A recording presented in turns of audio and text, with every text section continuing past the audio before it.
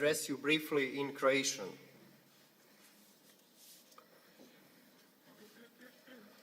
Poštovane dame I gospodo, drage kolegice I kolege. Ladies and gentlemen, dear colleagues, let us go back to August 2021 for a moment.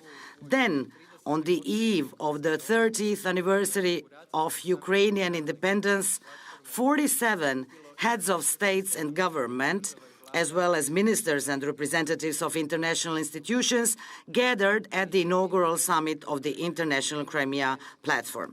At the initiative of the President of Ukraine, Volodymyr Zelensky, this extremely important mechanism was intended to strengthen the international response to the occupation of Crimea by the Russian Federation and to all the consequences that it brought along. The ultimate goal, of course, was to return the peninsula under Ukrainian sovereignty.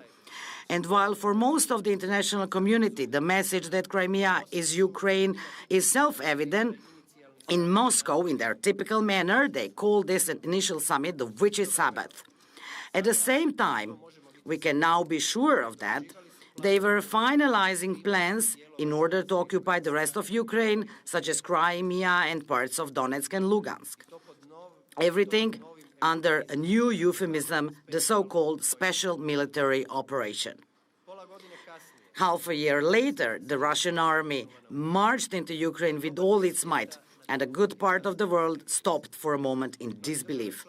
However, EU member states and NATO, as well as other countries that share our values, were quick to react. They responded to Putin's anti-civilization move with strong unity and solidarity with Ukraine. Trying to denazify Ukraine, as they say in Moscow, in an extremely manipulative way, they awakened an unsuspected defiance in its people.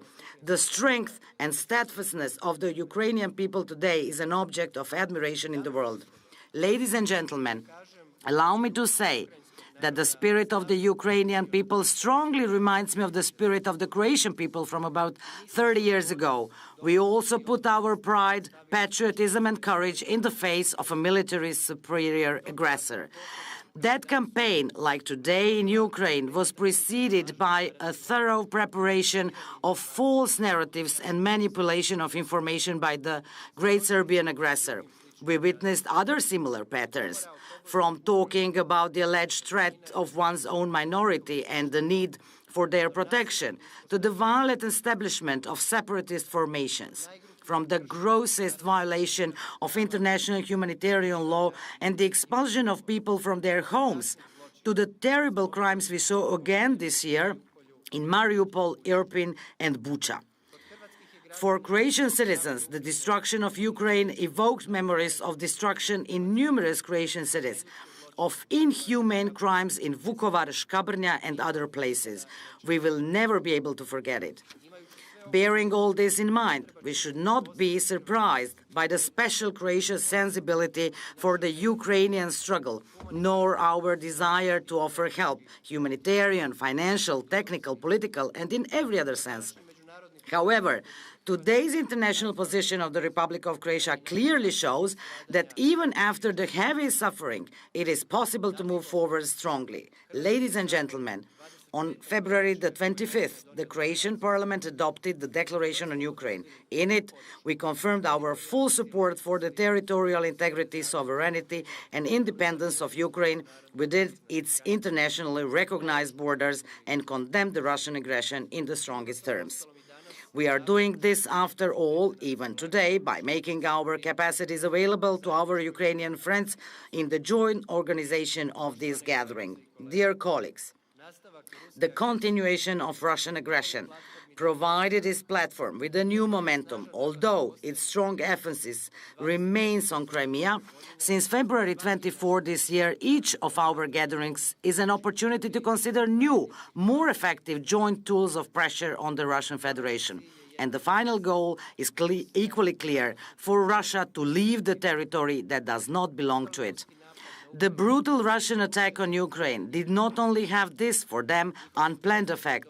Their actions also led to Sweden and Finland applying for NATO membership. It is exactly what Russia wanted to avoid. We are deeply aware of the difference between an aggressor and the victim. When faced with the irrationality and unpredictability of the actions of the Russian leadership, no one should have any doubts about which side to take in this conflict. The world has made it very clear what it thinks about Russian aggression. The UN General Assembly resolutions from February and March sent an extremely strong message to countries that believe in international law and the rules-based order. And less than 2 weeks before this summit, on October the 12th, another resolution on Ukraine was adopted. A decisive no was said to the application of the Crimean model to 4 more Ukrainian regions. The condemnation was swift and extremely broad. The divide is so far. The fact that the resolution was supported by as many as 143 countries confirms that a strong and persistent opposition to aggression and the aggressor is not abating. There is no fatigue that they had definitely hoped for in Moscow, and parallel to that, Russia's international isolation is growing. Surely another undesired effect to Moscow. Putin's latest action, the September mobilization, illegitimate referendums and new attempts at annexation, nuclear threats, rocket attacks on numerous Ukrainian cities and civilian infrastructure are all signs of a serious escalation, but I would say signs of despair as well. Dear ladies and gentlemen, dear colleagues, parliamentarians, yesterday we marked the United Nations Day. We continue to witness how the civilized world watches with admiration the heroic endeavors of the Ukrainian people and their defenders. Defending their own freedom, they are on the front lines of our values, sending a clear message to tyrants that their vision of the world will not pass.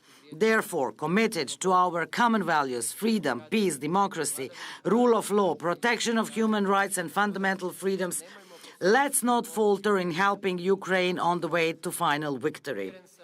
I'm convinced that the representatives in our parliaments, as true representatives of the people and true guardians of democracy, will continue to encourage their governments on this path and will make them aware of the need to strengthen all support for Ukraine. Finally, I would like to thank my colleague Ruslan Stefanchuk for trusting Croatia to host this summit. I wish you, dear colleagues, and all Ukrainians, all the necessary strength, faith and courage to continue the heroic struggle for the freedom of your country. Glory to Ukraine.